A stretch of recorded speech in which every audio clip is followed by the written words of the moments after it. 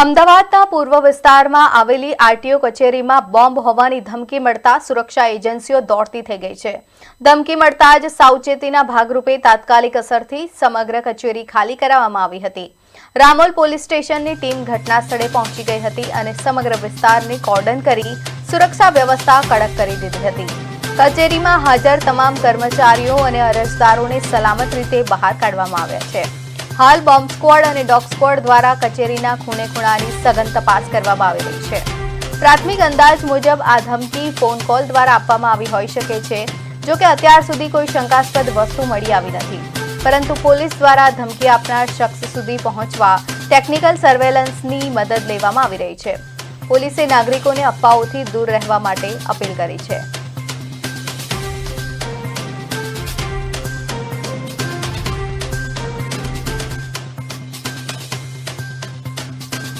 उनकी टीमों को बुला लिया है। अभी चेकिंग चालू है, डॉग स्क्वॉड, स्नीपर और सारी चेकिंग सभी चालू है। और चेकिंग के दरमियान अभी तक ऐसी कोई चीज हमारे ध्यान पर नहीं आई।